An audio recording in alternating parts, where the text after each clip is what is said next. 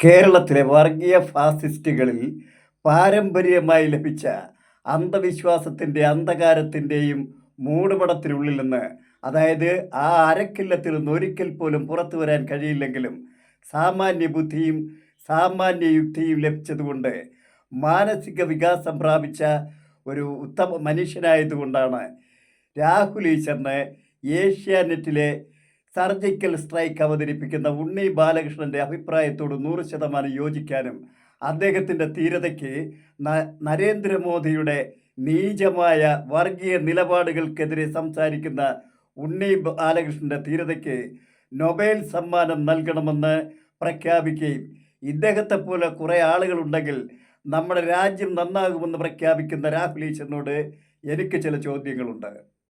പ്രിയമുള്ളവരെ, നമ്മുടെ നാടിൻ്റെ ജനാധിപത്യവും മതേതരത്വവും തകർക്കുന്ന സകലവിധ അഴിമതികൾക്കും അനീതിക്കും അധർമ്മത്തിനുമെതിരെ സംസാരിക്കുന്നതിന് എനിക്കൊരു പ്രചോദനം നൽകുന്നതിനായി എൻ്റെ വീഡിയോ നിങ്ങൾക്ക് ഇഷ്ടപ്പെടുന്നുവെങ്കിൽ ഈ വീഡിയോ സബ്സ്ക്രൈബ് ചെയ്തും ഷെയർ ചെയ്തും ലൈക്ക് ചെയ്തും എന്നോട് സഹകരിക്കണമെന്ന് വിനീതമായി അഭ്യർത്ഥിച്ചുകൊണ്ട് ഇന്നത്തെ എപ്പിസോഡിലേക്ക് നമുക്ക് കടക്കാം.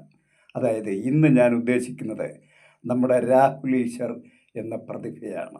അദ്ദേഹത്തെ സംബന്ധിച്ചിടത്തോളം അദ്ദേഹം നമ്മുടെ സമൂഹത്തിൻ്റെ സാംസ്കാരിക മേഖലയിൽ ദിനം പ്രതി അനുദിനം വളർന്നുകൊണ്ടിരിക്കുന്നൊരു പ്രതിഭയാണെന്ന കാര്യം വിസമ്മതിക്കാൻ ആർക്കും സാധ്യമല്ല. എന്തായി തന്നെയായാലും അദ്ദേഹം അധമമായ വർഗീയതയ്ക്കപ്പുറം നമ്മുടെ നാടിൻ്റെ ഭാവിയെക്കുറിച്ചും നമ്മുടെ നാടിൻ്റെ നന്മയെക്കുറിച്ചും വളരെ ഗഹനമായി ചിന്തിക്കുന്നു എന്നതിൻ്റെ തെളിവാണ് നമ്മുടെ ഏഷ്യാനെറ്റിൽ സർജിക്കൽ സ്ട്രൈക്ക് അവതരിപ്പിക്കുന്ന സത്യസന്ധനും പരിണിതപ്രജ്ഞനുമായ ആ പത്രപ്രവർത്തകൻ ഉണ്ണി ബാലകൃഷ്ണനെ അനുമോദിച്ചുകൊണ്ട് അദ്ദേഹത്തിൻ്റെ ധീരതയ്ക്ക് നൊബേൽ സമ്മാനം നൽകണമെന്ന് വരെ നമ്മളെ ഉദ്ബോധിപ്പിക്കുന്ന ഒരു മനുഷ്യനായി തീർന്നുവെങ്കിൽ അത് അദ്ദേഹത്തിൻ്റെ, അതായത് രാഹുൽ ഈശ്വറിൻ്റെ വളർച്ചയെ തന്നെയാണത് സൂചിപ്പിക്കുന്നത്.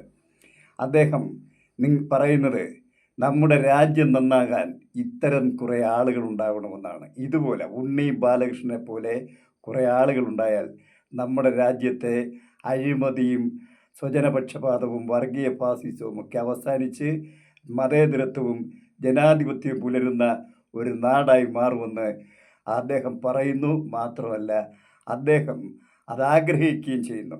ആഗ്രഹിക്കുന്നെങ്കിൽ അദ്ദേഹത്തോട് എനിക്ക് പറയാനുള്ളത്, നിങ്ങളെപ്പോലൊരാൾ ഇത്രയും ഫാസിസ്റ്റായിരുന്നിട്ട് കൂടി പാരമ്പര്യമായ അന്ധവിശ്വാസത്തിൻ്റെ അന്ധകാരത്തിൽ ജനിച്ച് ജീവിച്ച് വളർന്നു വന്ന നിങ്ങൾ ഇത്രയും പുരോഗമനപരമായി ചിന്തിക്കാൻ കഴിയുന്നുവെങ്കിൽ നിങ്ങളുടെ അത്തരം ആഗ്രഹം സാക്ഷാത്കരിക്കാൻ നിങ്ങൾക്ക് തന്നെ കഴിയും. നിങ്ങൾക്ക് കഴിയുമെന്നുള്ളതിന് വളരെ സൈക്കോളജിക്കലായൊരു ഫാക്റ്റാണ്.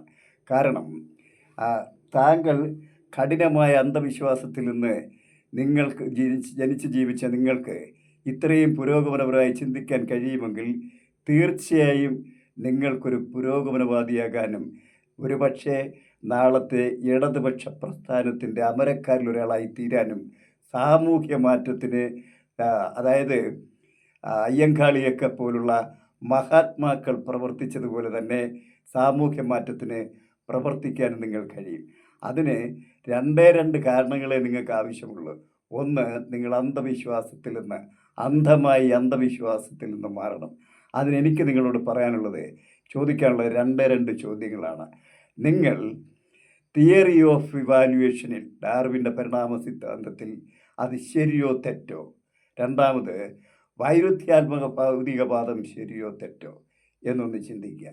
ഈ പരസ്പര സംഘർഷത്തിലൂടെ വിജയിക്കുന്നത് സത്യമോ അസത്യമോ എന്നുകൂടി ചിന്തിക്കുക.